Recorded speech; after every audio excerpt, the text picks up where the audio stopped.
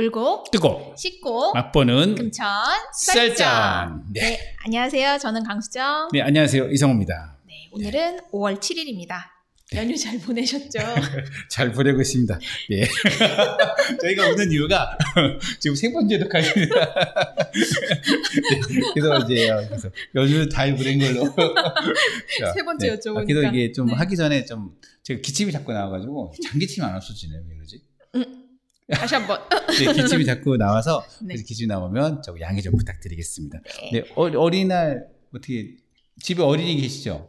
집에 어린이가 네. 제가 어린이날 행사에 봉사 지원을 나왔는데 예, 그 와중에 본인이 엄마 없는 하루로 행복하게 집에서 보냈습니다. 맞아. 맨날 그 어린이날 행사하면은 네. 우리 애들은 집에서 라면 먹고 있는데 여기서 집에 있는 어린이는 못 돌보고 그래요? 대신에 많은 어린이들하고 즐거운 시간을 보냈습니다. 어린이날 때 뭐 선물했어요? 선물했나? 이제 안 하죠.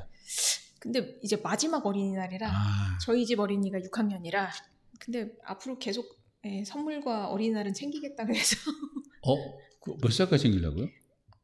본인이 원하는 대로 그냥 알았다. 그래요? 저는 고등학생 지금 고3짜리가 자기도 어린이라고 그래가지고 이거 어떻게 어린이냐 각각 우기고 있는 상황입니다. 청소년이다. 그래서 선물은 없다.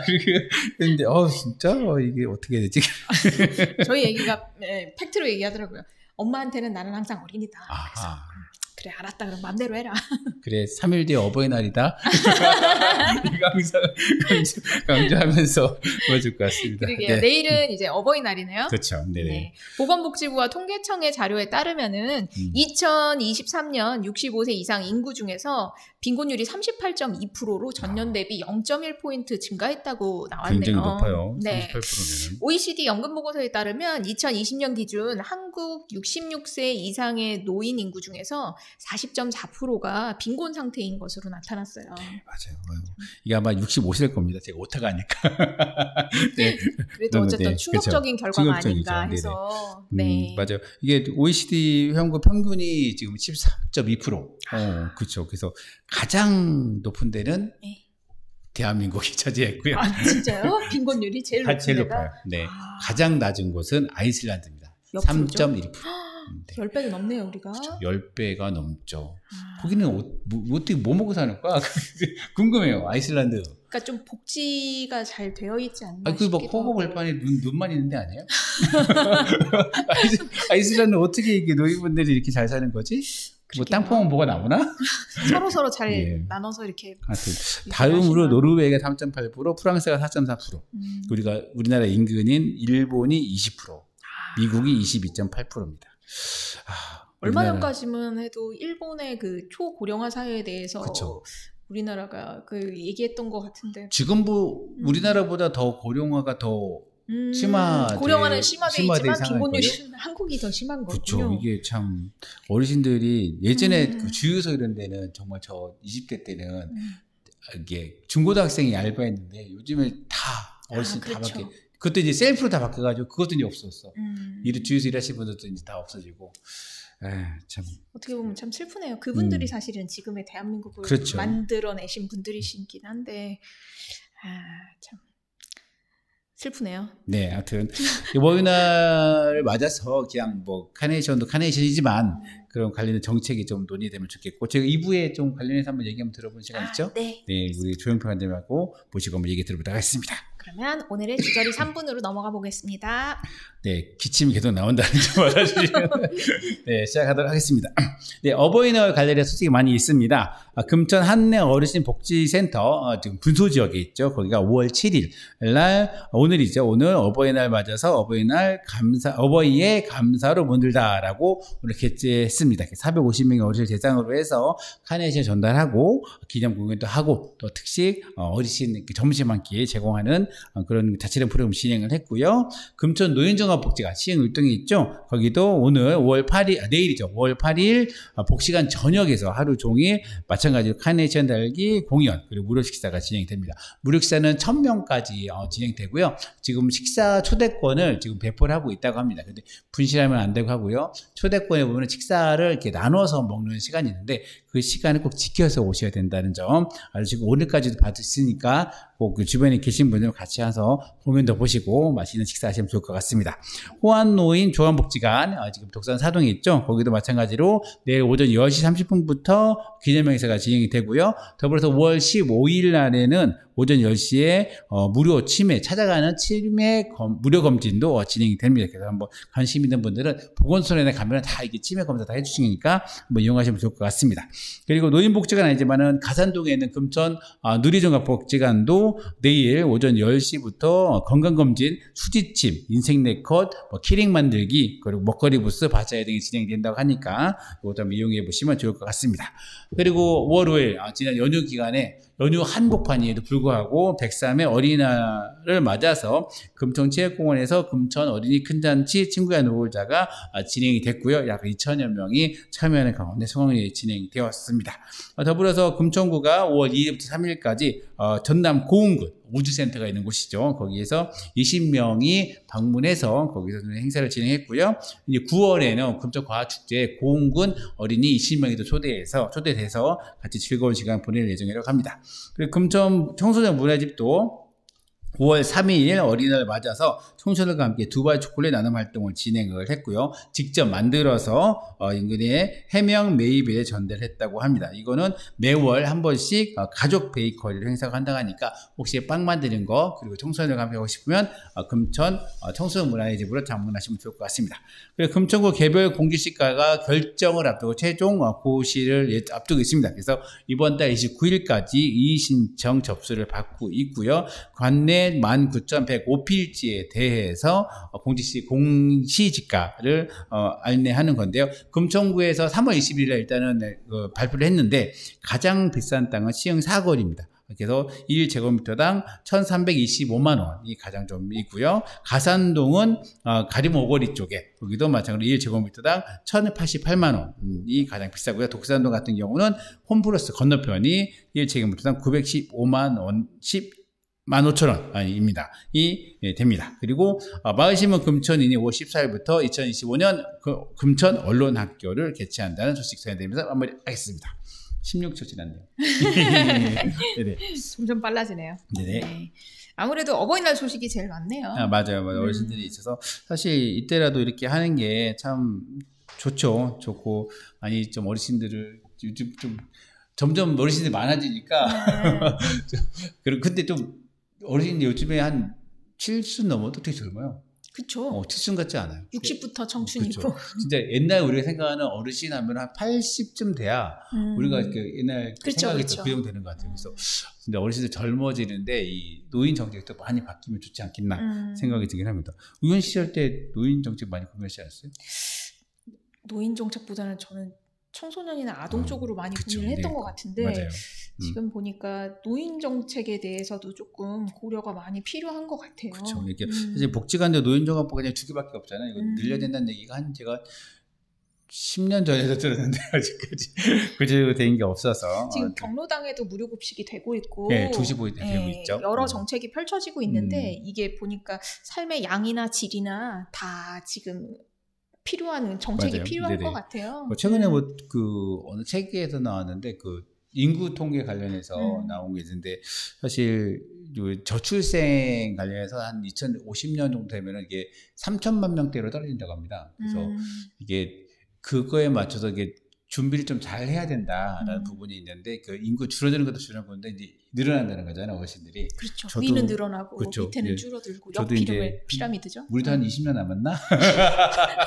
갑자기 15년에서 20년 남았는데 그때 좀 더 사실 지금 저게 잘 만들어야 되지 않겠나. 그러니까 조금 밸런스가 있었으면 좋겠어요, 정책이. 어떻게 보면은 네네. 이제 노인 정책이면 노인에만 이렇게 포커싱이 되어 있는데 사실은 그쵸. 보면은 이게 균형이 자꾸 틀어지는 거잖아요. 맞아요. 그래서 좀 균형 잡혀서 이렇게 좀 생각해 보면 어떨까? 왜냐하면 제가 들어본 이야기들 중에는 이제 요즘에 노인 관련한 노인 일자리 쪽이 네네. 늘어나다 보니까 네네. 또 청년 일자리가 또 상대적으로 줄어들고 있다는 얘기도 하시더라고요. 그래서 그렇죠. 이런 걸 균형을 잘 잡아가는 게 참 쉽지 않은 것 같아요. 맞아요. 그래서 이게 정년 문제도 그런 그렇죠. 것 같아요. 중년을 늘리자라 제안이긴 한데 이게 이 청년 이게 잠깐 좋은 일자리, 만약 공단, 공무원 이런 거는 정년을 늘지 말고 사실 이 청년들이 진입하지 않는 노동시장이 있거든. 그 네. 노동시장들 상당히 많은 부분에 노인분들이 많이 들어가 있는 거고 그런 부분에 대해서 또 처우를 개선해야 되는 부분도 있는 거고. 그러니까 되게 슬프더라고요. 이게 그 노인들이 많아지고 고령이신데 일을 하시는 분들이 많아지시는 건 좋은데 그분들이 일을 하셔서 젊은 청년들을 먹여줄 이상한 구조로 자꾸 변하는 그렇죠. 것 같아서 사실 이게 그런 것도 있어요. 뭐냐면 시골 같은 경우는 농촌 같은 경우는 이 밭일 일을 그동안 이제 어르신들이 그걸 담당해 왔잖아요. 그렇죠. 근데 저희 어머니도 그렇지만 저희 부모님도 그렇지만 이제 고추농사 안 짓거든요. 참깨도 기후이기도 기후이긴 한데 너무 손이 많이 가니까 이제 일을 할 수 있는 나이가 지났죠. 그러니까 이거를 힘드시죠. 누가 메꿨냐? 청년들이 메꾸면 참 좋겠지만 이게 외국인 노동자들이 이걸 다 그렇죠. 메꾼 외국인 상황이거든요. 노동자들 그래서 외국인 없으면 이제 농사가 안 되는 상황인데 근데 이제 그것처럼 도시도 그런 현상이 만들어질 거예요. 그래서 뭐 대체적으로 어르신들이 하고 있는 학교 급식 그렇죠. 노동자분들이나 뭐 같은 대체적으로 청소년 노동자분들 같은 경우도 사실 많이 차지하고 있는데 이런 것도 또 이제 공동화가 나오겠죠. 그렇죠. 여기를 누가 채울 거냐 그러면 청소 안 할 수는 없잖아요. 하여튼 그러니까 이런 것도 좀 고민이 같이. 네, 전체적으로 장기적으로 조금 보고 정책을 세웠으면 하는 생각이 드네요. 네, 맞아요. 네. 네. 그리고 땅값. 땅값은 저희가 한 1.8%, 1.2% 시흥사거리가 제일 비싸요. 비싸군요. 평당이면은 이게 산물 하면은 3,600, 3,700만 원 되는 거예요. 시흥사거리. 공시지가가 이 정도니까 거래는 한 그죠? 1억 가까이 아이고. 되는 거죠. 옛날에 많이 나오니까 명동이 1억이라고 평당? 이제 벌써 금천구가 1억이 되었습니다. 그래서 땅 좀 있으면 좋겠네. 이런 생각이 들었습니다. 그 언론학교는 어디에다 신청을 하면 되나요? 언론학교를 들으려면? 마심 금천이로. 네, 거기 859-1320 아니면 홈페이지에 신청이 있습니다. 링크를 여기다 할 테니까 신청하시면 사실 언론이 문제라고 많이 얘기를 하세요. 저 사람들 혼동스럽긴 한데 문제를 많이 얘기하시는데 어떻게 우리가 언론을 봐야 되냐 부분도 있고 사실 저희 신문사도 이렇게 지역에서 같이 어떻게 이걸 같이 만들어 갈 거냐 지역 시민들이 그런 고민에 같이 함께 해주시면 좋겠다라는 생각입니다. 네. 1부는 이렇게 마무리하고 이제 2부에 네. 노인 얘기 한번 더 노인 정책 관련해서 더 한번 얘기 한번 들어보도록 하겠습니다. 네. 네. 금천설전 2부 이슈 시간입니다. 저희가 금천구 개청 30주년을 맞아서 미래 30년을 어떻게 준비할 것인가 이야기를 많이 들어보고 있습니다. 그렇죠. 많이 듣고 있죠. 네. 이번에는 호암 노인 종합복지관의 조영표 관장님을 모시고 이야기를 들어보도록 하겠습니다. 안녕하세요. 안녕하세요. 네, 반갑습니다. 바쁘시죠? 이제 어버이날. 네, 저희 복지관에 분관이 있어가지고요. 분관 오늘 어버이날 행사했고 호암복지관은 내일 어버이날 5월 8일 날 행사 계획되고 있습니다. 네. 복지관 가보셨죠? 네. 그래서 그때 갔을 때 경로식당 있잖아요. 경로식당. 네. 경로식당 11시부터 드시나? 네. 그죠? 근데 네. 어르신들이 항상 일찍 오세요. 9시 반부터 오시더라고요. 항상 일찍 오십니다. 네. 그렇죠. 왜 이렇게 일찍 오실 거예요? 보통 8시 반에 오시고요. 복지관 문 열면 바로 들어와서 앉아 계시고요. 30분 이상 일찍 오시더라고요, 거의. 예. 근데 점심 11시인데 아침 9시쯤 모서 오셔서. 근데 이제 제일 큰 이유는 그거예요. 사실 어르신들이 특별히 하실 일이 없어요. 그러다 보니까 이제 일찍 오셔서 이제 같이 이제 그때 오시는 분들하고 같이 대화하시고 서로 좀 이야기하시고 이러면서 이제 좀 시간을 좀 보내시기 때문에 아침마다 일찍 나오십니다. 하여튼 그때 구정질 할 때 아니죠. 왜 이렇게 일찍 오시냐. 11시에 오셔도 된다. 다 드실 수 있다. 그래서 굳이 8시 말에 오신다. 그 얘기가 기억이 아직도 남아요. 아, 그래요? 네. 그런 부분이 있었습니다. 네. 그러면은 우리 호암 노인 복지관에 대해서 간단하게 소개 좀. 네, 소개 좀 부탁드릴게요. 네, 호암복지관은 2011년도에 건립됐고요. 준공이 됐고요. 그래서 2011년도부터 지금 14년 된 구림노인복지관이고요. 그러다가 2013년도에 저기 독산일동 한내 지역이라고 해서요. 금천 한내 어르신복지센터가 2013년도에 개관을 했고요. 그래서 이제 그때는 거기가 규모가 좀 작아서 따로 이렇게 운영을 맡기지 않고 우리 복지관의 분관 형태로 이렇게 이제 운영 위탁을 받게 됐고요. 그래서 이제 거기는 2013년부터 지금까지 이제 운영하고 있고요. 지금 회원이 한 10,000명 정도? 네, 10,000명 정도 어르신. 근데 이제 이 노인복지관, 이게 노인 연령이 우리나라는 법적으로 노인 연령이 없거든요. 없어요? 65세는 법직이 아닌가요? 없습니다. 법에 없습니다. 기준이 없어요? 네. 그 기준이 어디서 만든 거냐면 유엔에서 만든 거예요. 유엔에서 이제 인구 이 구조를 이야기할 때 경제활동 인구를 분류하거든요. 경제활동 인구가 18세부터 64세까지 그리고 65세부터는 비경제활동 인구로 들어가거든요. 그러다 보니까 이제 통상 전 세계 모든 나라가 다 65세부터는 이제 비경제활동, 경제활동을 하지 않는 인구다. 그러다 보니까 이제 그 연령을 노인 기준으로 통상 하고 있는 거고요. 우리나라 똑같이 그 기준을 받고 있는 거고요. 근데 쉬운 예로 우리 노인복지관이잖아요. 근데 65세가 노인이면 65세부터 이용해야 되잖아요.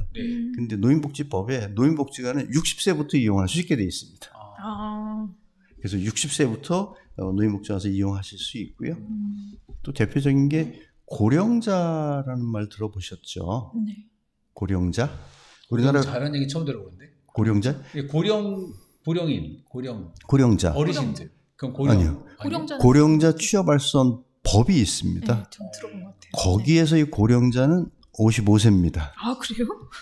우리 얼마 안 우리 얼마 안 남았는데. 아니, 고령자는 고령자는 55세 심하지 않습니까? 느낌은 70, 60. 그렇죠. 네. 네, 언제 만들어진 법이에요? 노인보다 오히려 더 많은 것처럼 어감이 그런데 네, 고령. 법에는 이제 55세부터 고령자로 딱 그건 규정이 있고요. 그래서 이제 고령자에 대한 취업 알선이나 이런 걸 할 때 55세부터 하도록. 준고령자는 50입니다. 아직 멀으셨겠지만 50 갑자기 많은가? 저거 얼마 안 남았는데. 어이구야. 이거 나이를 좀 바꿔야 되는 거 아니야? 기준이 다 지금 50세면 노인이라고 보시지 않아요. 60세도 사실 노인이라고 잘 안 보고. 그쵸. 60세도 네. 노인이라고. 60세도 노인이라고. 이게 통상은 이제 우리나라 이제 65세 아까 말씀드린 것처럼 그런 기준에 의해서 65세로 그냥 전 세계가 다 똑같고요. 네네. 65세 이후를 이제 노인으로 이제 분류를 하고 있죠. 근데 노인복지관은 60세부터 이용할 수 있도록. 그러니까 어떻게 보면 법에 그러니까 노인 기준은 없고요. 그렇게 사업마다 연령 기준이 있는 거거든요. 대표적으로 국민연금도 예전에는 60세부터 받았잖아요. 그렇죠. 지금 61세, 2세, 63세 국민연금도 이렇게 그러니까 사업마다 연령 기준을 따로 두고 있어요. 그래서 국민연금 나중에 가면 65세부터 받게 된 그런 상황이죠. 그리고 기초연금도 65세부터 지금 받게 돼 있고요. 호암복지관에 10,000명 정도? 네. 한내 회원이 한내 분석 합해서 예. 그러면 금천노인종합복지도 한 그 정도 되겠죠. 거기도 한 10,000명 되죠. 그러면 사실 복지관에 가신 분이 20,000명밖에 안 되는 거네. 근데 이제 그렇죠. 근데 이제 우리 금천구의 노인 인구가 20%면 네네. 23만이니까 인구가 23만이니까 한 46,000분 그렇죠. 정도 되는 네네. 거거든요. 그러니까 거의 절반. 절반은 그래도. 예. 그런 다른 분들은 예를 들면 이제 이제 나중에 나오겠지만 이제 빈곤이나 여러 가지 경제적인 어려움 때문에 직장 생활을 하셔야 되는 분들 일하시느냐고 사실 복지관에 올 시간도 없죠. 그런 분들이 꽤 많으시죠. 그렇게 볼 수 있고. 그 복지관에 오시는 연령대가 조금 70대 이후로가 좀 더 많으시겠네요. 그렇죠. 상대적으로 사실 60대는 그렇게 많지 않으시고요. 주 연령대는 한 70대부터 한 80대. 80대 넘어가면 또 이제 병원 가시느라고. 그렇죠. 그리고 나서 이제 80 한 중순 넘어가시면 이제 복지관 이용하기보다는 경로당에. 가까운 데가 조금. 가까운데 이제 아무래도 이제 거동이나 이런 게 불편하시기 음. 때문에 집 근처 가까운 경로당이 많아요. 그렇게.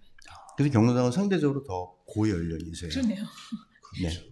아니, 우리 입장에서 생각하면 경로당이 오히려 60대 분들이 계실 것 같은데 보니까 고연령층들이 많으신 것 네. 같긴 하더라고요. 오히려 60대나 70대까지는 복지관 다니시면서 여가나 문화 프로그램들을 많이 이용하세요. 활동적인 걸 많이 활동적인 하시고. 걸 많이 하시고 조금 더 몸이 좀 쇠약해지시는 80좀 넘으시면 이제 복지관 와서 그런 활동하기 좀 어려우시니까 경로당을 이용하시는 이렇게 되어 있습니다. 그럼 경로 아니 뭐 그냥 나오는 데 질문하면 경로당도 이제 복지관이 어떤 지원하거나 이런 게 있는 거예요. 경로당 정책은 아예 따로 만드는 건가요? 별개로 되어 있습니다. 그거는 그 경로당 조직은 어떻게 보면 대한노인회가 있잖아요. 대한노인회 산하 조직이라고 보셔야 돼요. 그래서 전국적인 건 대한노인회, 그 다음에 서울은 서울연합회, 그 밑에 금천구 지회. 그래서 여기 노인회 금천구 지회가 있잖아요. 네. 지회장님이 계시잖아요. 네. 그러니까 이게 조직상으로는 대한노인회 산하 하부 조직이죠. 아, 전체 노인정이 다 그런 건가요? 네. 모든 노인정이. 처음 알았어요. 그럼 대한노인회를 가입 못 하시면은 그걸 못 가는 거예요? 그러니까 이 경로당에 다니셔야 경로당 회원부터 되시는 거죠. 네네, 그렇죠. 그 경로당 회원이 되면 대한노인회 회원이 되는 건가요? 그렇죠. 같이 이렇게 연결돼서. 예, 하나의 조직이에요. 그래서 그거는 이제 복지관과는 별개로 그러다 보니까 이제 구청에서 구청하고 이제 여기는 금천구 지회죠. 지회에 대한 뭐 활동 지원 이제 보조든 경로당들에 대한 운영비 보조든 이건 구에서 직접 이렇게 하고 그러면 있는 만약에 겁니다. A 경로당이 있어. 여기에다가 사실 시설 지원은 직접 구에서 시설을 해주면 되는데, 그런데 뭐 운영비를 지원해. 그러면은 대한노인의 금천구 지회에다가 지원을 하고 지회가 이렇게 들어가는 건가? 아니면은 그냥 각 경로당별로 구가 경로당별로 지원해 줍니다. 그렇게 그리고 회원 수에 비례해서. 회원 수에 비해서. 네. 회원 수가 많으면 운영비 조금 더, 그리고 적으면 조금 적게 이렇게 지원. 구립이 있고 또 사립이 있는 거잖아요. 사립이 있습니다. 근데 구립은 조금 더 많이 지원하고요. 근데 사립은 조금 덜. 사립은 대부분 아파트 단지 내에 단지 있으니까. 네. 아, 그렇죠. 일반 단독에는 사립은 없더라고요. 아, 그렇죠. 네. 단지 단독에는 내에. 거의 없더라고요. 그래서 하여튼 그런 부분 하여튼 개념 설명. 아니 모르던 부분이 너무 많았네요. 그렇죠. 네, 그래서 그런 것 같습니다. 일단은 일단 복지관에서 최근에 여러 가지 화두가 기후위기, 뭐 AI, 이 중에 하나가 항상 따라다니는 게 저출생과 고령화, 초고령화, 이거 어떻게 할 거냐. 이게 대의해야 된다 하는데, 사실 지난 2달 전에 그 토론회도 한번 했던 걸로 기억을 하고, 그래서 하는데, 이 금천구 노인인구 지금 20%라고 했잖아요. 이게 어느 정도가 늘어나고 있는 거예요, 지금 이 수치가? 20%니까 전국적으로 보면 우리 5천만 인구 네. 그러잖아요. 그러니까 1,000만 명이 노인인 거고요. 금천구가 23만 인구니까 20%면 약 4만 6천 명. 근데 이제 문제는 이제 지금 노인 65세로 들어가는 세대가 베이비붐 세대예요. 그래서 인구가 굉장히 많은 세대예요. 그렇죠. 그래서 지금부터 앞으로 10년 동안 매년 1%씩 늘어날 거예요.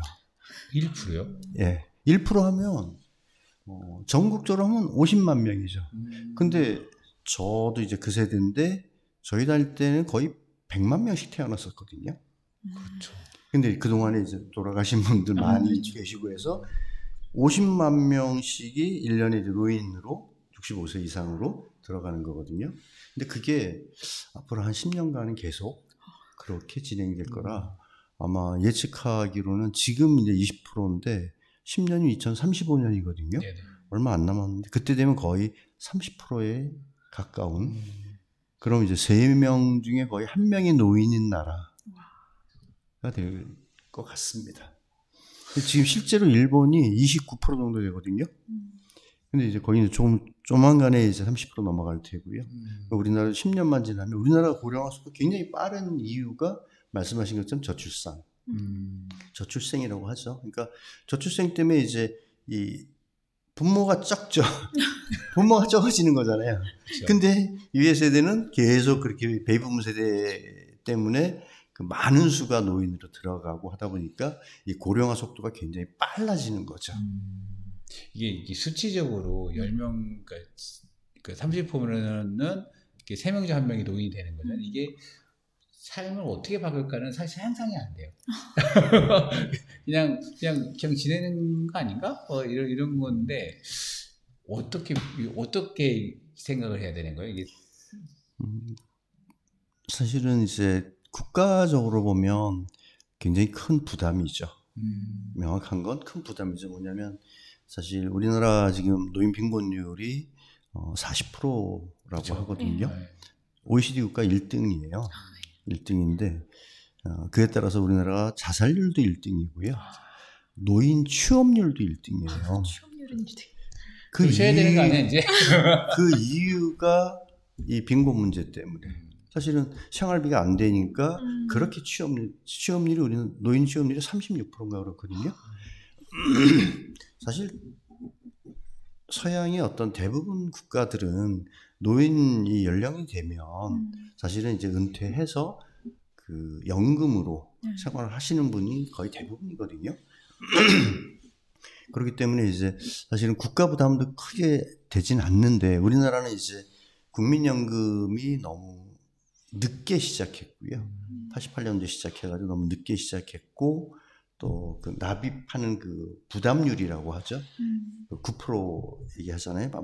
이번에 이제 법 개정돼서 또 인상이 되겠지만, 그러니까 국민연금을 납부하고도 사실은 노후에 받을 수 있는 연금 액수 자체가 굉장히 적고요. 지금 어르신들 평균 연금 액수가 한 60만 원 정도?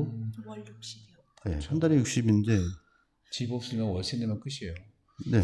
아니, 관리비나 뭐 이런 거만 해도 그러니까 전기세, 근데 수도세. 먹고 살아야 되잖아요. 그렇죠. 생활인데. 생활비는 아예 안 나오는데. 그러니까 국민연금 가지고 사실은 생활하기 굉장히 어려운 조건인 거죠. 그러다 보니까 취업률이 그렇게 높을 수밖에 없는 거고요. 이게 맞물려 있는 거거든요. 그래서 우리나라 이 노후의 빈곤 문제가 정말로 심각한 문제다. 근데 이게 사실 그 호암노인 종합복지 2011년도에 열었잖아요. 근데 지금 13년, 4년 지났잖아요. 네. 근데 그러면서 이게 복지관을 운영하시면서도 이렇게 이용하신 분들의 변화가 좀 느껴질 것 같긴 해요. 이렇게 뭐 어떤 그런 것도 좀 느껴지시나요?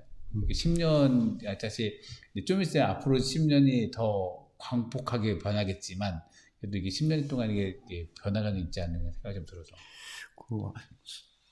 결국 이제 이용하시던 분들이 이게 점점 이렇게 그 좀 노쇠한 연세가 이제 드시니까요. 한 10년 정도 이렇게 지내시니까 점점 이제 점점 몸이 좀 더 안 좋아지고 그러다가 이제 안 나오시고 이렇게 되면서 이제 새로 들어오시는 분들은 근데 이제 기존에 아무래도 노인복지관에 대한 인식이 이제 아까 말씀하신 60대 이런 분들은 내가 아직 건강한데 복지관에 가.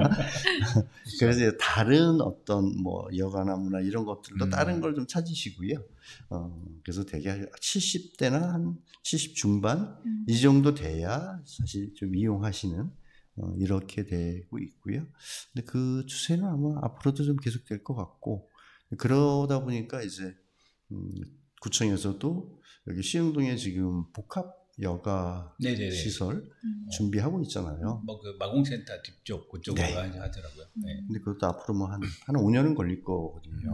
이제 뭐 땅 샀다고 하니까. 그래서 이제 조금 더 좀 이런 신세대 노인이라고 할까요? 베이비붐 세대의 어떤 노인들에게 좀 이용할 수 있는 그런 프로그램들을 좀 더 넣자 이런 논의들을 하고 계시거든요. 사실은 그건 맞는 거고요. 그렇게 해서 좀 더 좀 새로운 젊은 노인 세대들 지금 들어오는 이분들은 상대적으로 고학력이거든요. 예전보다. 그렇죠. 그러니까 학력도 더 높고 경제적인 능력도 조금 더 있고 이런 분들이 좀 이용하실 수 있는 그런 공간이 필요한 거죠. 그래서 시흥동 이번에 새로 만드는 거는 이제 앞으로 5년이면 벌써 그럼 또 노인 인구는 많이 늘어나는데요. 30년이네. 20-30년이죠. 그러니까 거기에 맞게 조금 더 그런 이 젊은 영 올드라고도 표현하기도 하거든요. 예, 그래서 좀 더 이게 새로운 세대, 신세대, 그러니까 베이비붐 세대 이분들이 이용하실 수 있는 그런 좀 기존과 좀 다른 프로그램들도 모색해야 되고요. 그런 게 필요하다고 생각합니다. 변화에 맞춰서 이렇게. 그렇죠. 사실 그 통계 자료를 보니까 2035년 50년 되면은 우리나라가 전 세계로 노인이 가장 많고 비율적으로 많고 비율이. 네. 가장 고학력의 노인이 모여 있는 가장 고학력의 노인이 모여 있는 곳이라고 하더라고요. 그래요. 학력이 다 높다고 그쵸. 하더라고요. 그러면서 자기 관리도 어느 정도 할 수 있는 그런 노인이 많다. 이게 건강이랑 연결되면서 그 의료 쪽에 할 때 그렇게 얘기하시더라고요. 그래서 정말 우리나라의 특징이 있다는 생각이 좀 들긴 하긴 했는데 사실 그러면 이게 사실 이 중앙정부 이게 예측이 되어 왔던 거잖아요. 네. 그죠? 이게 사실 노인 요런 그 복지 쪽에서는 이게 언제부터 이 얘기를 계속 저도 되게 오랫동안 얘기 들었던 것 같긴 한데 되게 심각하게 얘기 들었을 것 같은데 벌써 20년도 넘었죠. 그러니까 고령 지금 이제 초고령 사회라고 그렇죠. 표현한 게 20%거든요. 근데 2000년도에 처음으로 이제 우리나라가 고령화 사회가 됐었어요. 네. 7%였었어요. 그러다가 이제 고령 사회는 이제 14%. 이게 2000년도부터 그런 이게 좀 우리 어르신들이 점점 숫자가 많아지고 비율이 높아지기 때문에 어르신들을 위한 그런 좀 이런 복지 인프라, 복지관 이런 것들이 좀 더 활성화하게 좀 활발하게 좀 만들어져야 되고 그분들이 사실은 갈 데가 별로 없거든요. 그렇죠. 그래서 그런 게 돼야 된다라고 했었는데 그래도 금천구는 상대적으로 조금 더 나은 형편이고요. 어떻게 보면 금천구는 시립노인복지관, 그리고 저희 호암의 구립노인복지관, 그리고 한내 쪽에 이제 어르신 센터 이렇게 있는데 사실은 아직도 이 지자체별로 복지관이 뭐 하나 있는 데도 있고요. 인구 규모는 더 큰데도 사실 금천구 인구가 좀 작은 편이잖아요. 그렇죠. 중구 다음으로 오는 거죠. 네. 그런데도 아직도 하나인 데도 있고요. 구에서요? 전체 구에서? 예. 그래서 그게 어떻게 보면 지자체장의 마인드에 따라서 노인복지관을 더 만들 수도 있고 안 만들 수도 있고 이런 강제사항은 거거든요. 아니니까. 그렇죠. 그러다 보니까 이제 이쪽에 이제 좀 더 관심을 가진 지자체장이 계신 자치구는 좀 더 그러니까 금천구는 상대적으로 타 구에 비해서는 이런 인프라가 그나마 잘 되어 있다라고 평가할 수 있습니다. 아니 근데 이게 사실 이게 20년 전부터 이게 예견되어 있던 네. 왜냐면 인구 통계가 있으니까 네. 이건 예견될 수 있는데 이걸 정책적으로 계속 얘기를 해야 해서 이게 필요하다 하지만 그래도 지금 마련되어 있는 정책들이 뭐예요? 좀 궁금해. 그래서 아까 기초요령연금이나 뭐 장기요양보험 이것도 뭐 노무현정부에서 만들었다 얘기를 하긴 하는데 뭔가 그렇게 중앙정부든 아니면은 뭐 금천구든 서울시든 어떤 걸 준비해왔지라는 좀 고민이 좀 사실은 제일 심각한 문제는 저는 국민연금 문제라고 생각하고요. 이제 개편하는 개편 그렇죠. 개선안 이번에 합의가 됐잖아요. 네. 사실은 이건 더 일찍 더 빨리 됐어야 되는 문제거든요. 아마 아시다시피 공무원이나 이 뭐 저 사립학교 교원 네네. 이쪽 연금 따로 있잖아요. 네네. 그쪽은 제가 알기엔 공무원연금도 그걸 보험료율이 네. 18%거든요. 근데 지금 국민연금 9%잖아요. 네네. 절반밖에 안 되잖아요. 근데 이제 공무원연금 그래도 장기 근속하시잖아요. 그러니까 연금이 많은 거거든요. 많이 붙고 장기적으로. 근데 이 국민연금은 사실 9%는 굉장히 적은 거예요. 그래서 적은 비율 납부하고 그리고 또 직장을 다닐 때만 또 납부하고 안 다닐 때는 또 못 내고 이러다 보니까 이제 연금 자체가 굉장히 취약해진 거죠. 안정적이지 않네요. 그래서 사실은 지금도 마찬가지예요. 국민연금은 가입 대상이요. 한 3천만 명 정도 되거든요. 그러니까 노인 빼고. 네네. 예, 국민연금 지금 60세까지밖에 못 넣거든요. 그러니까 60세 이상 다 빼야 되고 또 청소년까지 다 빼고 하면 3천만 명 정도가 국민연금 가입 대상인데요. 한 1,000만 명이 지금 납입을 못 하고 있어요. 사각지대예요. 근데 결국 그 사람들이 노인이 되었을 때 그 국민연금을 거의 못 받거나 아주 적게 받거나 그러면 이제 빈곤의 악순환에 빠질 수밖에 없는 거죠. 그러다 보니까 어떻게 보면 사실은 좀 더 그 구조개혁이라는 표현도 하고 있는데 지금 국민연금에서 좀 빠져 있는 예를 들면 뭐 지금 배달 노동자 네네. 사실은 다 빠져 있잖아요. 사업주죠. 네. 그 사실은- 사장님들은 다 국민연금을 안 내는 거잖아요. 일반 그죠? 자영업자 자영업자분들도 안 자영업자 납부할 수 있어요. 이제 자기가 근데 원할 때 선택이 원하는 있는 거죠. 그래서 그걸 어떻게 보면 조금 더 강제할 수 있는 그리고도 좀 여건이 안 되면 국가가 좀 지원을 그쵸. 해서라도 납부하게 하는 결국은 그게 이게 돼야 나중에 연금에서 이분들의 기초생활, 기본생활이 보장이 되기 때문에 이거를 좀 만들어 줘야 되는데 저는 국가가 지금 특히 이제 정당들이 너무 이게 좀 이 심각성을 좀 못 느끼시는 건지 왜 그러시는 건지 모르겠지만 이 참 잘 안 이게 되고 있어요. 최근에 그 여야 합의했을 때 거기 네. 또 이제 개혁신당 같은 경우 현수막을 또 여기 동네도 걸었다고 해서 봤어요. 이게 네. 예, 청년 연금에 대해서. 연금에 대해서 청년 거 빼가지고 노인 지원한다고 이제 사실 약간 세대 갈등을 좀 부추기는 것 같아가지고 좀 저도 좀 저게 아직 이 연금법에 대해서 자세히 살피지 않아서 판단을 좀 유보하긴 했는데 사실 이게 그 세대 갈등을 좀 비춰줄 수 있잖아요. 근데 이런 부분은 어떻게 좀 해석을 해야 되는 건가요?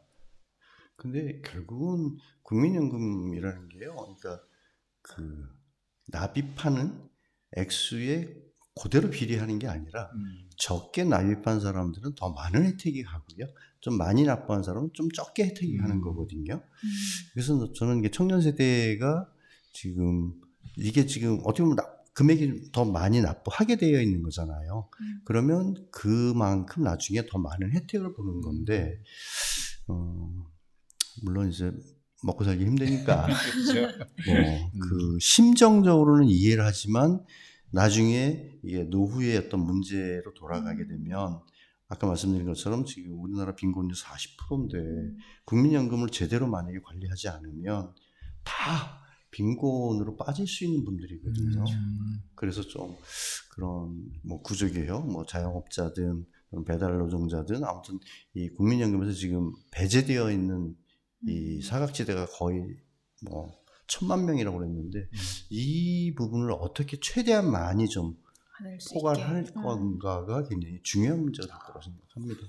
그러니까 닥쳐올 미래이긴 한데 지금 앞에 현실이 너무 이렇게 네. 빡빡하니까 맞아요. 거기까지 생각을 못 하게 되는 것 같아요. 그렇죠. 그러니까. 이제는 더 미룰 수 없다는 거죠. 그런 얘기도 너무 많이 들어서 국민연금 고갈되니까 뭐 이런 맞아. 얘기도 너무 많이 들어서 그렇죠. 사실은 여러 가지가 복잡해지고 있습니다.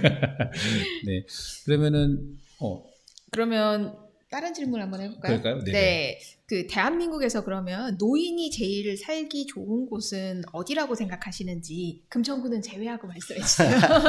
제주도를 네. 제주도 아닌가? 예전에는 이제 물 좋고 공기 좋은 데라고 했었죠. 사람 살기 좋은 데는. 네네. 그런데 이제 지금은 그렇지는 않고요. 그거는 어떻게 보면 모든 걸 다 갖춘 여유 있는 사람들한테 해당되는 얘기고 대부분의 노인들한테는 첫 번째는 먹고 살 수 있는데. 일자리 때문에요? 네. 슬프다. 오늘 좀 우울한데. 아까 말씀드린 것처럼 노인 취업률이 36%라는 얘기는 3명 중에 1명은 취업해서 일을 하고 있다는 거고요. 근데 어쨌든 그런 일자리가 있어야 아까 말씀드린 지금 국민연금이요. 노인 중에 약 절반만 받고 있거든요. 지금 1,000만 명 노인이라고 그랬잖아요. 네. 근데 국민연금 받는 노인 인구수는요 500만 명밖에 안 돼요. 그리고 이제 특수직연금, 공무원 이거 연금이 한 10% 되고요. 그러면 전체 노인 중에 국민연금 얼마가 됐든 국민연금이나 특수직연금 받고 있는 분이 60%고요. 40%는 연금이 아예 없는 분들이에요. 그래서 우리나라 빈곤율이 40%인 거예요. 왜 우울해지 점점? 어떡해. 그래서 이 연금, 국민연금을 어떻게든지 아무튼 받을 수 있도록 해야 되고 그것도 이제 부족하기 때문에 어쨌든 뭐라도 할 수 있는 일자리가 좀 있어야 되고요. 그럼 서울이네요? 그렇죠. 그러니까 서울에 몰릴 수밖에 없는 아. 거고요. 청년도 몰리고 노인도 몰리고 다. 그렇죠. 병원도 있고. 그래서 이제 일단 이제 먹고 살아는 게 우선이기 때문에 그쵸. 일자리 먼저죠. 문제가 크고요. 음. 그 다음에 이제 살기 좋은 것은 병원이 있어야 돼요. 큰 병원이. 우리 대학병원 어떻게 된 거예요? 중앙병원 어떻게 된 거예요? 병원이 빨리 그래서 생겨야 되는데. 저번에 저 보니까 총장님 병세권 얘기하시더라고요. 병세권, 네. 병세권. 사실 맞거든요. 필요하구나. 이게 아무래도 이제 노쇠하고 여러 가지 이제 질환이 생길 수밖에 없잖아요. 노후에는. 그래서 근데 이제 위급 상황들이 생기거든요. 골든 타임이라는 게. 그래서 골든 타임 내에 큰 병원에 가야 살 수 있고요. 그러지 못하면 사실은 돌아가실 그렇죠. 수 있거든요. 그래서 병원도 있어야 되고요. 요즘엔 또 이제 그것뿐만이 아니라 이제 복지관이 있어야 돼요. 맞아요. 그래서 친구들도 만날 수 있고 가서 여가 활동, 문화 활동 또는 뭐 공부하는 거, 학습도 할 수 있고 삶의 질도 이런 걸 할 수 있는 그건 이제 복세권이거든요. 아, 복지. 병세권, 네. 아, 복지관이 있는 복세권. 어, 이게 어우러지는 데가 노인들이 살기 좋은 데거든요. 그래서 그게 이제 어떤 지역을 강원도다 이게 문제가 아니라 이런 어떤 삶의 기본 생활 인프라가 갖추어져 있는 곳 이게 살기 좋은 곳이라고 생각을 합니다. 숲세권 필요 없나요? 금천구 습세권 꼭 필요합니다. 숲세권 말이에요. 네. 그렇죠. 그런 것도 괜찮죠. 금천구는 사실 숲이 너무 좋죠. 네, 네. 그렇죠. 아침 보면은 어르신들 항상 운동하시는 거 보면 네. 되게 보기 좋아요. 근데 많이 안 가시는 것 같아요. 그렇게 보면은 금천구 10개 동 중에서는 그러면은 복지관이 두 군데 있는 독산 4동과 시흥 1동이 그리고 독산 분소 지역이 제일 좋은 거예요. 일단 복지관으로 보면 근데 네. 이제 복지관은 셔틀버스가 있어요. 아, 맞아요. 네, 셔틀버스. 셔틀버스가 이제 저희도 하나 있고요. 그리고 이제 금천 노인복지관도 셔틀이 있고 구청에서 운영하는 장애인 노인 셔틀버스 있고요. 그래서 사실은 약간 뭐 옆이라고 해도 좀 떨어져 있어도 저희 시흥동에서 독산동 저희 많이 복지관까지 오시죠. 셔틀 타고 많이들 오시거든요. 오전에 줄 서서 타고 가시더라고요. 그렇죠. 그러니까. 사실 금천구가 이 구역이 작아서 요 안에서 맞아요. 그건 그건 굉장히 큰 장점이에요. 네, 맞아요. 되게 행정이 오밀조밀하게 있어요. 그래가지고 제가 느끼기에는 다른 것보다 그래서 그건 좋다라는 생각이 하더라고요. 근데 하나도 이게 구청에도 그 평생학습관이 있잖아요. 네. 그리고 뭐 어디 뭐 교육 프로그램도 많이 있잖아요. 컴퓨터도 있고 많이 있고 네. 그죠. 컴퓨터도 있고 뭐 그 최근에 독산 평생학습관도 만들어서 프로그램도 많이 하고 이게 일반적인 그런 평생교육 그 시설과 노인복지관 시설이 조금 이렇게 뭔가 좀 이렇게 다른가요? 그런 배우는 이런 것들에 있어서? 배우는 게 다른가? 그러니까 제가 사실은 그쪽은 정확히는 잘 모르고요. 근데 이제 컴퓨터는 구청에 네네 정보화 정보화 네. 교육을 많이 하더라고요. 뭐 이것도 샤인 이거 뭐냐 이거 주문하는 거 키오스크. 키오스크 예. 체험하고 그러시더라고요. 키오스크는 이제 복지관에서 다 저희도 이제 그런 학습용 키오스크도 다 있고요. 그리고 이제 그건 연습 다 하시고 저희도 이제 컴퓨터 교실이 있고요. 근데 이제 아무래도 이제 그런 구청이나 또는 평생학습거나 이런 쪽은 노인들 중심보다는 조금 더 좀 젊으신 분들이 좀 많이 이용하시는 아마 연령상에 약간 차이가 좀 있을 거라고 생각하고요.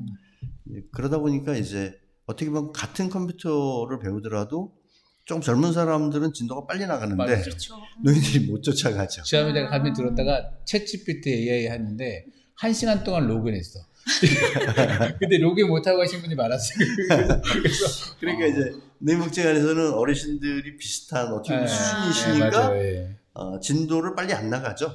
천천히 하나하나 알려드리면서 좀 이제 그런 좀 특성의 차이는 좀 있을 네네네. 거고요. 어떻게 보면 편안하게 그렇죠. 배우실 수 수업이나 있는. 학습이나 할 수 있으실 것 같아요. 네.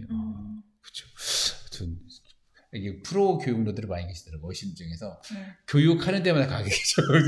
이것도 그 어르신들 중에서 그 많이 보지 않았어요? 네. 그래서 저것도 괜찮겠다라는 생각이 했는데 금쪽을 살기 좋은 건 저는 그런 생각을 해요. 그러니까 복지관은 어차피 뭐 셔틀도 타고 이용 왔다 갔다 하실 수도 있고요. 근데 이제 아까 말씀드린 것처럼 물가가 좀 싸야 되는데 시장이 있는 곳이 좋고요. 아무래도 어르신들은 이제 집 근처에 가까이 있으면 뭐 이렇게 뭐 마실 다니듯이 다니시면서 시장 가서 물건도 사서 하실 수 있기 때문에 금천구에서 살기 좋은데라고 한다면 저는 아무튼 시장 근처도 좀 좋겠고 복지관 근처도 좋겠고 네. 그런 데들이 조금 더 생활하시기 낫지 않나? 시장이면 현대시장 주변인데. 아까 땅값이 높았잖아요. 현대시장 남문시장도 있죠. 그게 비싸요. 그래서 알겠습니다. 그럼 마지막으로는 금천구가 2050년 그러니까 앞으로 30년 그 노인이 가장 살기 좋은 곳이 되기 위해서는 무엇이 필요하다고 보시는지, 그리고 미래 비전을 세우기 위해서는 무엇을 준비해야 되는지 생각하신 게 있으면 말씀해 주세요. 저는 25년 후가 아니고요. 당장 10년 후가 걱정되거든요. 아까 말씀드린 것처럼 10년만 지나면 이제 노인 인구 30%가 될 텐데 그러면 정말 거의 뭐 꼭 뭐 10명 중에 3명, 뭐 그렇죠. 3명 중에 1명 이렇게 되는데 국가에서는 저는 이 빈곤 문제를 줄이는 걸 1차적인 과제로 삼아야 된다고 생각을 하고요.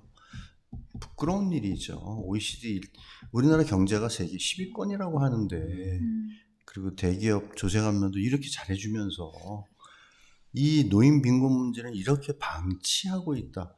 물론 뭐 방치라고까지 표현하긴 뭐하긴 하겠지만 기초연금을 겨우 한 30 몇만 원 주는데 30만 원 갖고 살 수도 없잖아요. 그래서 기초연금 지금 주는 게 하위 70%라고 하거든요. 네. 근데 40%는 빈곤이고요. 나머지 30%는요. 국민연금을 저 통계를 보니까 약 50만 원 미만이에요. 수령이 30%가 받는 게 한 달에. 그러면 이 70% 노인한테 이 기초연금을 주고 있는데 40%는 아예 연금이 없는 사람들이고요. 국민연금 받아야 한 50만 원 안 되는 돈 받는 사람한테 기초연금 30만 원 주는 거거든요. 그래서 그러면 결국 그거 합해도 한 1인 기준으로 하면 한 80만 원밖에 안 되는 건데 최대치. 한 50만 원 넘어가면 이제 기초연금 아예 못 받고요. 이렇게 심각한 빈곤 문제를 사실은 정치가 해결을 해야 될 문제이죠. 중앙정부가 해결해야 될 문제이니까. 그래서 저는 기초연금을 좀 확대 강화해야 된다라고 생각을 하고요. 그래서 적어도 우리나라를 위해서 이렇게 헌신해 오신 어르신들에게 이 빈곤의 늪에 빠져 있는 이걸 해결하지 않으면 국가가 도대체 왜 있나라는 생각을 하거든요. 그래서 지금 뭐 지난번 대선 때도 우리 윤석열 대통령이나 그런 이재명 후보나 다 40만 원 인상하는 공약 내세웠었거든요. 기초연금 40만 원을 인상하는 거예요? 네, 30만 원에서 40만 원을 올리겠다. 10만 원 이상. 근데 이제 탄핵되시면서 이제 물 건너갔고요. 근데 다시 뭐 공약이 또 나올 거라고 생각하는데 저는 이제 액수는 좀 더 올려야 된다고 생각하고요. 그리고 대상은 뭐 조금 줄일 수도 있는데 아무튼 이 빈곤 문제를 해결하는데 다른 건 사실은 방법이 없어요. 그래서 국가가 재정을 여기엔 좀 더 투여를 하는 그 외에는 방법이 없을 거라고 생각을 하고요. 그게 이제 제일 큰 문제이고요. 그 다음에는 이제 다른 어떤 노인들의 어려운 문제들, 예를 들면 뭐 질병이나 돌봄의 문제 또는 고독, 무의, 어떤 어려움 이런 걸 얘기하거든요. 근데 이 문제는 이건 중앙정부가 해결할 문제가 아니라 사실은 이건 지자체랑 복지관이나 이런 민관 협력으로 해결해 나가야 되거든요. 예를 들면 저희 같은 경우도 어르신들 이 관계망 형성을 굉장히 중요시 하거든요. 그렇죠. 그래서 어르신들을 그룹핑을 해요. 그래서 저희가 이제 맞춤 돌봄 서비스라는 사업을 하는데 저희가 한 1,000명 정도 그 서비스 대상이 1,000명 정도 있거든요. 그래서 그분들을 동네별로 지역별로 가능한 한 그룹핑을 하고 그래서 이제 생활지원사라고 일하시는 분이 계신데 이제 그분들이 그 1대1도 지원을 하지만 그룹핑을 해서 같이 어떤 공동 활동들을 하면서 친구가 만들어지도록 친구가 되도록 그렇게 해서 특히 혼자 계시는 분들이 밤늦게 아플 수도 있잖아요. 근데 이제 그럴 때 생활지원사한테 언제든지 연락할 수 있어야 되는데 사실은 좀 부담스럽기도 하고요. 이분들은 어떻게 보면 직업인데 그러면 동네 친구들하고도 서로 연락을 주고받을 수 있고 위급 상황에 대처할 수 있는 이제 그런 건 이제 이 맞춤돌봄 사업 수행 기간은 이제 복지관이에요. 시립능력하고 저희 호암하고 두 군데서 하고 있는데 복지관도 그런 체계를 계속해서 더 촘촘하게 만들어 나가야 되는 상황이고요. 또는 이제 뭐 요새는 그 IoT라는 것도 있거든요. 사물 인터넷이라고 해서 달아놓으면 이제 움직임을 감지해서 구청에서 열심히 홍보하시던데. 네. 그것 때문에 사람 한 명 구했다고도. 네. 저희도 그 진짜 실효성이 있네요. 그럼 그게 이제 시스템이 돼 있어갖고요. 8시간 동안 움직임이 없으면 경보가 떠요. 어디로 떠요? 복지관에요. 복지관에 떠요? 네, 그리고 담당자 핸드폰에 뜨고요. 앱으로 깔려 있어서. 네네. 문제가 있다는 걸 알려주는 거죠. 네, 그래서 그러면 전화해서 방문을 하든 밤 늦게라도 이제 그런 시스템을 갖추고 있거든요. 그래서 그런 IoT가 앞으로는 좀 더 많이 이게 왜 그러냐면요. 이게 평소에는 건강하다가도 사실은 노인 연세가 그렇죠. 많으시면 갑자기 어떻게 될지 모르잖아요. 예를 들어서 갑자기 뭐 화장실 갔다 쓰러지실 수도 있고 뭐 넘어져서 이게 다리가 부러지는. 낙상도 근데 많으신데. 핸드폰을 할 수도 없는 상황. 그렇게 되면 이제 말 그대로 골든타임이 지나갈 수도 있죠. 그러니까 그런 어떤 걸 이제는 이런 과학기술로 첨단 어떤 AI든 이런 걸로 해서 이제는 점점 사람의 힘뿐만이 아니라 이런 이제 과학기기를 가지고 어르신들의 안전을 좀 확보하는 이런 것들이 많이 필요하고요. 그래서 그런 게 이제 구청이랑 복지관이랑 같이 좀 협력해서 그런 체계를 자꾸 갖춰 나가야 되는 거죠. 그런 것들이 지자체에서 할 수 있는 것들이 아까 그렇죠. 이런 게 바로 지자체에서 그런 거죠.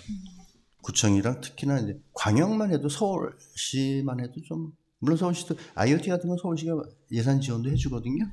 그렇게 하는데 실제 수행은 이제 복지관들이 하고 구청이랑 협력해서 이런 걸 이제 만들어 나가야 되는 거죠. 예전에 최근에 일자리 있잖아요. 노인 일자리. 그런 이게 사업이 공모가 되잖아요. 보건복지 뭐 이런 거 하는데 그때 금천구도 이제 하고 있잖아요. 복지관도 하고 있는데 신청을 안 한다는 거야. 그래서 왜 안 하냐. 그래서 그때 한번 취재를 한번 해야겠는데 기사원한테 뭐 하다가 알아보고 이렇게 예산하다가 그러니까 복지관도 이제 더 이상 늘릴 여력이 없는 거야.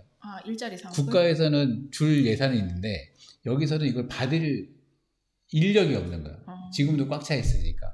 그게 진짜 지금도 그런가? 예, 그러면 그러니까 이제 물론 이제 일자리는 약간 다른 면은 있어요. 뭐가 있냐면 기준을 할 때 어르신 공익 그 활동 150분 할 때 전담 인력 1명 인건비 지원을 해줘요. 그래서 이 전담 인력이 한 사람이 150명을 내야 돼요. 그렇게 해서 이제 이 사업에는 그 어르신에 참여하는 어르신들의 그 활동비하고 플러스 이 전담 인력 인건비까지 같이 포함돼서 나오긴 하거든요. 근데 이제 그게 이제 기관마다 어떻게 보면 이제 꽉 차 있기도 하고 뭐 인력 추가 더 한다고 해도 이제 업무량 자체는 사실 굉장히 많이 늘어나거든요. 그리고 이제 대개 이제 그 인력이 다 계약직을 줘요. 그렇죠. 그러다 보니까 한 6개월 하다가 재미없으니까 그만두고 그래서 뭔가 가르쳐 놓으면 그만두고 잘해야 1년 하고 그리고 계약직이니까 사실은 잡을 수도 없어요. 좀 더 좋은 데 가겠다고 하는데 그걸 어떻게 잡아요? 그래서 이건 좀 더 구조적인 문제인데 좀 그런 사업들은 계약직이 아니라 정규직을 좀 줘야 이 친구들도 역량이 계속 좀 축적되어 나가고 전문성이 커나갈 텐데 지금 노인일자리 사업이 대표적으로 전부 다 계약직만 주거든요. 그러니까 6개월 또는 1년 길어야 한 1년 반 하다간 다 그만두거든요. 그러니까 이제 사업의 어떤 전문성이라는 게 축적이 안 되고 그리고 이제 새로 뽑으면 처음부터 새로 가르쳐야 되고 그렇죠. 이거를 무한 반복이에요. 이렇게 무한 되니까 반복. 노인 일자리 하시는 어르신들도 이게 촘촘한 관리가 안 되니까 이게 사회공헌이었는데 내가 사회공헌을 그냥 가만히 있다 가라고 얘기를 하기도 막 그런 게 조금 들리긴 하더라고요. 그러니까 이게 관리가 안 되니까 또 서로 힘들게 다른 과정이 되니까 그런 것도 있는 것 같아요. 이게 말씀하신 것처럼 이제 어떻게 보면 복지관 입장에선 사실 이게 정부 세금으로 운영하는 거잖아요. 그렇죠. 일자리도. 그러면 그 일자리답게 그리고 정해진 것만큼은 수용할 수 있게 해줘야 되는데 말씀드린 것처럼 특히나 이 전문 인력 문제가 이 계약직인 문제가 해결이 안 되다 보니까 그리고 이 친구들은 뭐 계약직인데 뭐 몇 달 하다가 그만두면 뭐 그러니까 그 이거 사업을 하는 복지관은 굉장히 이게 부담이에요. 이런 것들이. 그래서 대표적인 게 이 노인일자리 사업이랑 지금 이제 맞춤 돌봄 사업이라고 아까 잠깐 말씀드린 그게 또 다 계약직이거든요. 그래서 이런 게 복지부에서 하는 사업은 다 계약직만 줘요. 근데 이게 지역에서 사실 그런 차원으로 만든 게 시니어 클럽 아니 시니어 클럽하고 일자리 측에서 약간 그런 지원으로 만들긴 했는데 그런 취지로 운영되는 약간 기관이 달라서 원장님이 얘기하시긴 좀 뭐하긴 하겠지만 그런 일자리 관련해서도 뭐 이렇게 논의 테이블에 함께 있긴 하나요? 네, 같이 있죠. 거기서도 만들고 있고. 예. 근데 시니어 클럽은 저희는 이제 뭐 아까 말씀드린 무료 급식이든 뭐 여가나 문화 프로그램 이런 것도 하는데 시니어 클럽은 이제 기관 자체가 노인 일자리 사업만 하게 그렇죠. 되어 있는 기관이에요. 그러다 보니까 이제 거기는 상대적으로 일자리만 좀 더 많이 하고 있죠. 그것만 하니까 딱 특화되어서. 그런 것들도 좀 더 늘리는 것도 사실 할 수 있는 방법이긴 네, 그것도 방법이겠죠. 시니어 클럽은 굳이 하나가 아니라 두 개 만들 수도 있는 거죠. 근데 말씀 들어보니까 어쨌든 사업에 대해 예산만 늘어나는 게 중요한 게 아니라 어쨌든 그 사업을 운영하는 거는 사람이니까 그렇죠. 그거에 대한 조정은 있어야 될 것 같네요. 네. 그렇게 딱 묶어놓고 한 명이 100몇 명의 네. 어르신들을 전담해서 막 하는 건 진짜 힘들 것 같아요. 이건 모든 영역에서 국가에서 돈 주는 거는 욕을 해. 절대 안 된대. 절대 안 돼. 이거 다 계약직을 하라고 하고. 참 어려운 부분이에요. 맞아요. 질문지 없는 질문 몇 개. 궁금한 게 많아요. 맞아. 그 사실 이 노인이 늘어나면서 이게 정년을 늘리자라는 얘기도 있잖아요. 네. 사실 계속 공무원 즉 대부분 60세에서 62세 요 사이에 정년하는 이거를 좀 늘리자는 얘기가 있습니다. 근데 사실 대한노인에도 좀 늘리자라고 얘기를 하신 것 같은데 사실 이게 좀 쉽지 않은 문제일 것 같기도 하고 아까 일자리 문제가 노인민관의 그 문제가 일자리라고 하니까 이 정년을 늘리는 문제에 대해서 어떻게 접근해야 될까는 좀 고민도 사실 있긴 해요.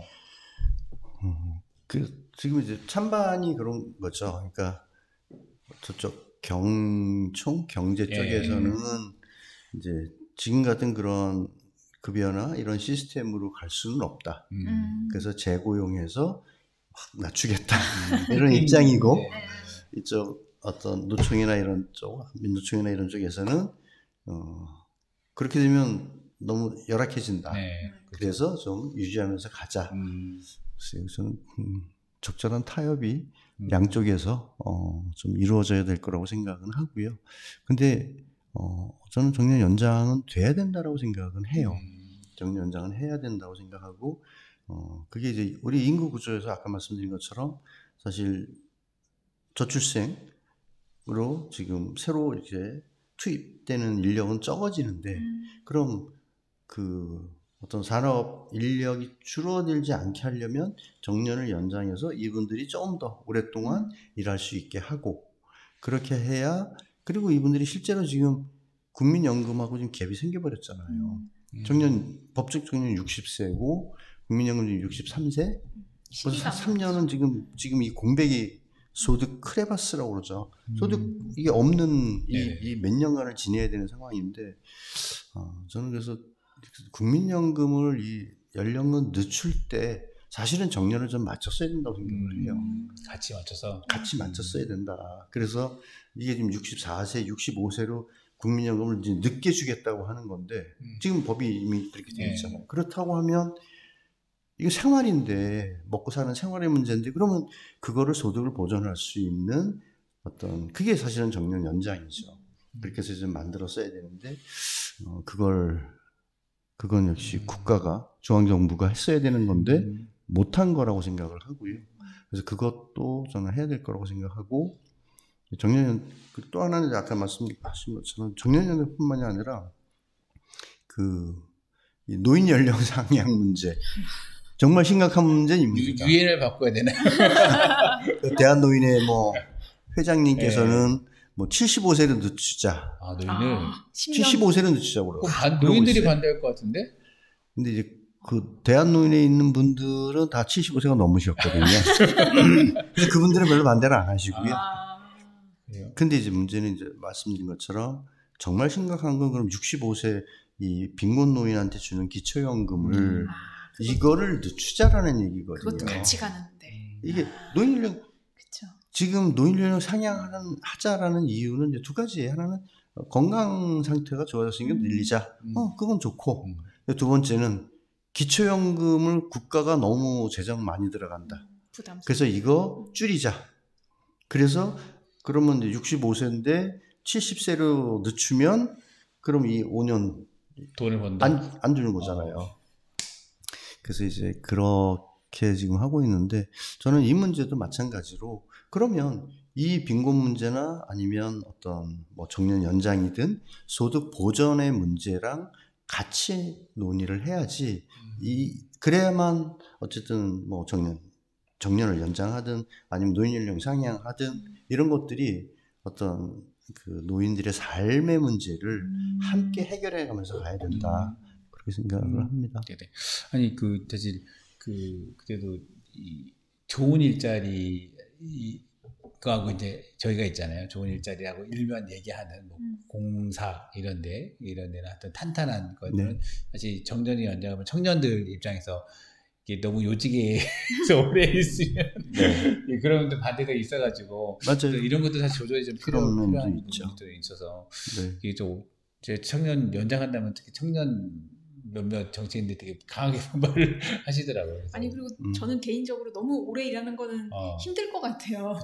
일을 안 하고. 그러니까 사실 지금 어쨌든 세대 분들이 굉장히 고생을 해서 대한민국을 일구신 분들인데 5년 10년 더 계속 일하셔야 된다는 게 조금 또 슬프기도 하고. 그렇죠. 그래서 그거를 지금 말씀하신 것처럼 사실 그래서 뭐 임금 피크제든 아니면 뭐 재고용 제도든 저는 뭐 어떤 형태가 됐든지 간에 좀 아까 말씀드린 양쪽이 좀 더 타협하고 정치권에서 적극적으로 나서서 그거를 어느 정도는 좀 조율을 해서 말씀하신 청년들도 좀 수용할 수 있는 그런 방안들을 만들어 그게 정치죠. 뭐 정치가 그런 거 하라고 정치 하시는 거 아닌가요? 잘하세요 정치인들. 다 연결이 되어 있는 것 같아요. 그렇죠. 네. 그래서 좀 요즘에 아까 노인이 3명 중에 1명이 노인이라고 얘기해서 그러면 사실 최근에 특히 최근에 그 막 구구 막 이분들 하시면서 이게 혐오의 감정을 막 하잖아요. 그래서 뭐 장애에 대한 혐오, 뭐 특히 여성 혐오 이게 워낙 너무 많아져가지고 이게 하면 또 노인 혐오도 하나의 사회적 문제가 되고 있어서 사실 이런 문제들을 어떻게 교육을 잘하면 되는 건가? 뭐 이런 고민도 되게 큰 것 같아요. 그래서 이것도 고민이 좀 많을 듯 하여서. 근데 이제 그런 어떻게 보면 약간 뭐 그전에 뭐 태극기 부대다 뭐 이런 표현들이 있었는데 노인들이 상대적으로 많이 있었죠. 근데 저는 이제 거기서 이 역할의 상실. 그러니까 어떻게 보면 우리 사회의 주역이었는데 이제 노인이 되고 나서 역할이 상실되고 거기 빈곤해지고 이러면서 어떤 그런 분노의 표출이 아닌가라는 생각을 하거든요.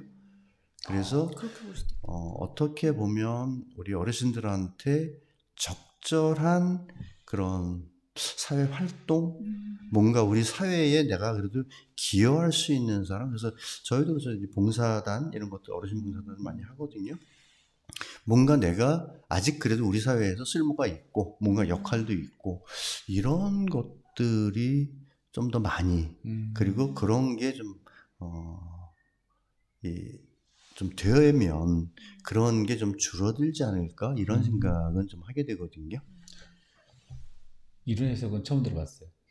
이래서 아니 저 오늘 계속 고개만 끄덕거리고 있어요. 너무 새로운 걸 배워가지고. 그래서 아니 현재 사실 어르신들이 지금 되게 시혜적으로 일자리를 주잖아요. 정책들이 네. 당사자 입장에서는 사실 좀 이렇게 좀 조심 상한다 이런 느낌도 들 정도 있어서 그래서 근데 사실 이게 뭔가 내가 뭔가 공헌을 하고 있구나 그 봉사처럼 그리고 내가 뭔가 열정을 쏟아낼 곳이 있구나 하면 사실 그것도 그런 거를 열어야 되는데 방향성으로는 그게 좀 안 나오는 것 같아서 좀 고민이 되긴 하겠네요. 그런 면에서 어떻게 보면 이제 저희 같은 이제 사회복지 현장에서 일하는 사람들의 역할 그런 것도 하나의 역할이라고 생각을 하고요. 그래서 어르신들에게 좀 더 그런 어떤 사회 활동에 참여할 수 있는 여지와 기회를 좀 더 자꾸 만들어줘야 된다. 네, 알겠습니다. 마지막은 좀 질문 진짜 저도 좀 할까 말 고민했는데 질문이 너무 많아 오늘. 최근에 저희 장모님도 요양병원에 입원하셨어요. 네. 근데 이렇게 약간 뼈가 부르셔가지고 그냥 이제 퇴원하시는데 최근에 저도 이제 어르신들 만나면 요양병원 가면은 죽어서 나오는 곳 그래서 인지를 하시면서 안 요양병원이요? 요양원? 둘 다 비슷하게 생각하시던데. 근데 요양병원은 그렇게까지 생각 안 하시던데. 어떤 뭐 요양병원 갔다 하면은 한 1, 2년, 2, 3년 지났다가 돌아가셨다 문자를 받으니까 그렇게 인식하시는 것 같아요. 그래서 그리고 이게 하는 게 뭐냐면 또 얘기하는 게 잘 죽고 싶다라는 얘기를 하세요. 네. 그냥 병실에서 내 의지가 없이 막 10년, 뭐 5년, 8년 막 이렇게 그냥 누워만 있고 이러고 싶지 않다라고 얘기를 해요. 그때 또 자식들 입장에서는 또 살아 계시니까 의지가 없어도 어떻게든 이렇게 막 이렇게 살리려고 이렇게 계속 유지를 하려고 하면서 죄책감이 있대요. 돈이 없으면 또 이제 그걸 못하는 경우도 있고. 그러니까 이럴 때 이거를 어떻게 우리가 이걸 처리해야 되지? 어떻게 이거를 사고를 좀 정리해야 될지 고민이 많이 돼요. 그러니까 어르신들 입장에서도 내 죽음을 어떻게 좀 고귀하게 만들까? 그러니까 웰당이라고 하는데 이거에 대한 고민이 이게 내 의지대로 안 될 수도 있잖아요. 그래서 이런 고민을 어떻게 이걸 풀어야 될까를 저는 이제 금방 말씀하신 이제 그런 문제, 그러니까 신체적인 어떤 질환 네. 또는 정신적인 이런 문제 때문에 노인 장기요양보험 제도가 만들어진 거거든요. 그렇죠. 그래서 그 지금 대상이 노인 인구의 한 10% 돼요. 그러니까 전체 1,000만 명 중에 한 100만 명 정도가 그 장기요양 등급을 받으신 분들이거든요. 근데 이제 1등급, 2등급 중증이시고요. 뭐 3등급, 4등급, 이제 5등급, 그리고 이제 인지 지원 등급까지 있는데요.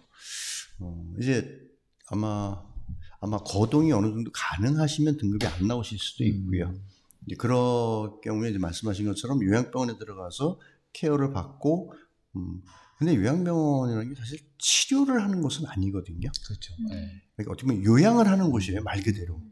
근데 이제 의사가 정기적으로 이 점검을 해야 되는 경우에는 요양병원에 가야 되는 게 맞고요.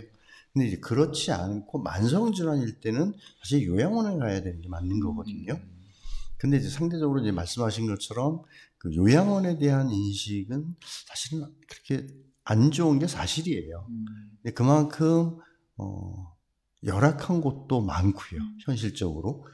물론 이제 잘 되는 데도 있어요. 아마 예를 들면 뭐 구립이나 시립 이런 데는 다 괜찮아요. 군중에 하나 있죠. 쌍제 요양에 하나 있죠. 들어가기 쉽지 않다고 들었어요. 경쟁률이 되게 치열하다. 거기 어르신이 한 70 몇 분 계시는데 대기자가 한 150분 정도. 들어가기 쉽지 않다고 들었어요. 근데 이제 그래서 이제 장기요양보험에서는 이제 그런 시설에서 요양원에서 케어하는 거, 그 다음에 이제 데이케어 센터 또는 방문 요양 뭐 이런 것들이 있죠. 그래서 이제 사실은 요양원에서 오래 계시는 건 그렇게 좋은 방식은 아니고요. 물론 이제 뭐 어쩔 수 없이 뭐 계속 계셔야 되는 경우 어쩔 수 없지만 사실은 이제 집에서 뭐 방문 요양보호사 방문하는 걸 이용한다든가 데이케어 이용한다든가 하는 게 더 좋은 방식이긴 하고요. 그럼 가족들하고 같이 생활할 수 있으니까.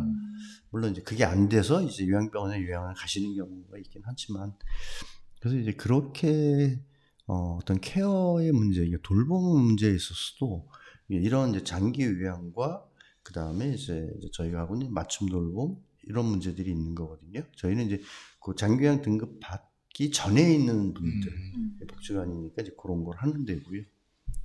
그래서 이제 사실은 이렇게 몸이 아프신 분들뿐만이 아니라 혼자 사시는 지금 많은 어르신들 분들이 제일 걱정하는 게 말씀하신 웰다잉 문제예요. 아무도 모르게 나 혼자 있다가 그냥 죽으면 어떻게 하지? 그리고 발견도 못하면 어떡하지? 굉장히 걱정이 크세요. 그래서 저는 이제 그 문제는 좀 어떻게 보면 이제 노인복지하는 이 사람 입장에서는 저는 그 시스템을 좀 만들어야 된다고 생각해요. 그래서 특히나 사실 부부 같이 계시는 건 괜찮아요. 한 분이 뭐 긴급할 때 연락하면 되니까. 근데 혼자 계시는 분들은 사실 아까 말씀드린 IoT든 이런 전자 뭐 그런 걸 통해서든 좀 안부 확인을 좀 할 수 있게 하고 아니면 저희 생활지원사가 나가서 안부 확인도 하고 이렇게 하면서 그리고 이분들에게 그런 어떤 심적인 안정감을 주는 게 필요하다고 생각하거든요. 그래서 저는 무슨 약정이든 그래서 가끔 이제 저 복지재단 얘기도 좀 금천구에서 이제 막 했었는데 만약에 복지재단이 만들어진다고 하면 저는 그것도 좀 그런 데서 했으면 좋겠다. 그래서 특히 이제 홀몸 이런 어르신들한테 뭐 복지관을 하고 같이 해도 좋고요. 그래서 약정을 해서 만약에 이제 돌아가시게 되면 사후 처리를 어떻게 할 건지, 상속 문제를 어떻게 할 건지, 그리고 만약에 인지가 많이 안 좋으신 분 같은 경우는 그럼 후견인을 어떻게 그럼 선임을 해줄 건지 이렇게 어떤 시스템을 좀 갖추는 게 필요하겠다. 그래서 사실 제일 걱정하는 게 그거예요. 혼자 계시는 분들은 사실 모르잖아요. 갑자기 쓰러졌고 만약에 골든타임 놓치면 그냥 돌아가시는 건데 그래서 그분들이 좀 그런 안심하고 좀 생애 마무리를 할 수 있도록 그래서 그걸 적어도 개별 복지관도 사실 그렇게 신뢰성이 높지가 않아서 복지재단 구에 이러면 훨씬 더 신뢰성도 높고 그러기 때문에 그리고 실제로 또 그렇게 어떤 뭐 약정을 해서 이분들의 어떤 사후까지 다 좀 해줄 수 있는 이런 게 되면 정말 좋겠다, 필요하겠다라는 생각을 했습니다. 너무 좋은 말씀이 들어가시고. 네. 그래서 저는 한 가지만 더 말씀드리면 복지재단 문제 같은 경우에도 사실 뭐 여러 가지 논란들이 있죠. 근데 저는 이제 복지 일을 하는 사람으로서는 이제 금방 말씀드린 이제 그런 것들도 개별 복지관이 하기에는 참 어려운 부분이 있어요. 그러니까 아까 말씀드린 신뢰성의 문제도 있고 그리고 인력의 한계도 있고 직원도 뭐 많지도 않고 그러다 보니까 그런 걸 이제 다 하고 더군다나 예를 들면 상속 문제 뭐 그런 변호사들도 좀 자문도 있어야 될 테고 사후 처리까지 이런 거 이런 사업들 또는 이제 새로운 위험이라고 표현할까요? 왜 얼마 전에 그 영케어러 문제, 가족들 뭐 아동도 있고 청소년들도 있는데 사실 이런 문제가 대두됐을 때는 긴급 대응을 해줘야 된다고 저는 생각하거든요. 그 나중에 뭐 법 만들어지려면 한참 걸리잖아요. 그렇죠. 그러면 사람 못 버티거든요. 그러니까 그런 문제가 딱 이슈가 됐을 때는 긴급 대응을 딱 해서 그거 실태 조사 먼저 쫙 하고 그리고 거기에 적절한 지원을 근데 행정은 이게 법이나 제도에 없으면 지원을 못 해요. 근데 만약에 재단이 만들어진다고 하면 재단은 그런 걸 훨씬 더 융통성 있게 할 수 있거든요. 그래서 저는 좀 그게 만들어지면 그런 좀 어떤 긴급한 사안들, 시급한 사안들, 그리고 우리가 알지 못했던 뭐 이런 사안들, 이런 것에 대해서 적극적인 대응을 할 수 있는 그런 역할을 하면 좋겠다. 그런 생각을 하게 되더라고요. 이 복지재단이 사실 논란이 되고 있잖아요. 여러 가지 뭐 논란이 되고 있는데 이게 만약 이렇게 접근했으면 상당히 설득력이 있을 텐데. 그러니까 저는 복지재단으로 무엇을 하려고 그러는 거지 이랬었는데 말씀 듣고 보니까 그런 역할을 하면 굉장히 필요할 것 같아요. 민간 영역에서 기부금을 받기 좋다가 제일 목적이었기 때문에 그래서 이제 구에서 그게 논란이 됐었거든요. 그래서 아니 직원 다 해가지고 직원 인건비 다 주고 빼고 더 걷어봤자 얼마 더겠냐. 그래서 이런 논리라고 한다면 전혀 적극적인 다른 복지정 이게 완전 다른 가도가 되는 거죠. 그래서 저는 이제 그런 생각해요. 예전에 우리 차청장님하고도 이렇게 네. 인터뷰를 하셨더라고요. 예, 예. 차청장님이 그런 말씀하셨던 거 기억나는 게 이 지자체는 새로운 실험을 해야 된다. 네, 네. 맞아요. 이런 말씀을 네. 하셨어요. 참 공감을 했거든요. 그러니까 어떻게 보면 중앙 정부는 굉장히 늦어요. 늦어요. 네. 법하고 제도 만들어야 되고 뭐 몇 년씩 걸리거든요. 법 통과되면. 그런데 이제 어떻게 보면 지자체는 물론 이제 구청도 이것도 행정기구이기 때문에 제한이 있죠. 근데 이제 그런 의미에서 본다면 복지관 같은 경우는 훨씬 더 좀 자유롭거든요. 그렇죠. 사실 좀 그게 조금 그렇게 막 딱딱 그렇게는 안 해도 좀 더 융통성 있게 할 수도 있거든요. 근데 복지관도 있다고 하면 저는 그런 역할을 좀 하면 정말 지역에서 필요한 그런 사각지대 발굴해서 좀 긴급 지원도 하고 그렇죠. 행정이 못 움직이는 부분에 있어서 발빠르게 네, 행정이 움직일 수 못할 수 있는 있는 부분이 있거든요. 그렇죠. 그래서 뭐 다른 사람들하고 얘기하다 보니까 그런 그 학교 밖 청년 학생 청소년 학교 밖 학교 밖 청소년들. 청소년들. 네. 이 지원도 보니까 뭐 다 되게 이렇게 어려워요. 맞아요. 교육청 갔다가 구청 갔다가 경찰서 갔다가 그런 거 이거저거 따지고 막. 재단이 있으면 사실은 그냥 긴급하게 좀 파악해서 정말 필요한 게 있으면 그냥 지원해 주면 되지. 그거 너무 그렇게 절차가 너무 복잡해. 그 기다리다 보면 얘 너무 힘들고 아파지거든요. 저도 그런 차원이라면 통이. 그러니까요. 적극 동의. 예, 알겠습니다. 저희가 인터뷰한 지가 지금 1시간이 넘었습니다. 아이고. 네. 네. 너무 이게- 좋은 말씀 주셔가지고. 네, 어버이날 앞두고 정말 좋은 말씀 많이 드렸던 것 같습니다. 이제 마지막으로 좀 이렇게 이 얘기를 꼭 하고 싶다라는 분이 있으면 좀 하면서 마무리할까 하는데요. 이제 저는 이제 복지관도 마찬가지고요. 저희도 이제 뭐 그렇게 아까 말씀드린 긴급 사안이든 뭐 이런 걸 때 최대한 적극적으로 나서려고 하고 있고요. 저는 이제 구청도 아마 그렇게 할 거라고 생각을 하고요. 물론 뭐 제도적인 한계는 못하는 것도 있겠지만, 그래서 뭐 재단이든 뭐 구청이든 복지관이든 이런 곳들이 지역의 어떤 그런 사각지대 그리고 어떤 행정적으로 이렇게 지원이 미치지 못하는 부분들, 이런 부분들에 좀 더 깊숙하게 들어가서 그리고 촘촘하게 좀 안전망을 좀 자꾸 구축해 나가는 게, 그게 금천구가 살기 좋은 도시가 되는 게 아닌가, 그런 생각을 합니다. 네, 알겠습니다. 오늘 나와주셔서 감사합니다. 오늘 이렇게 마무리하겠습니다. 네, 네. 감사합니다. 고맙습니다.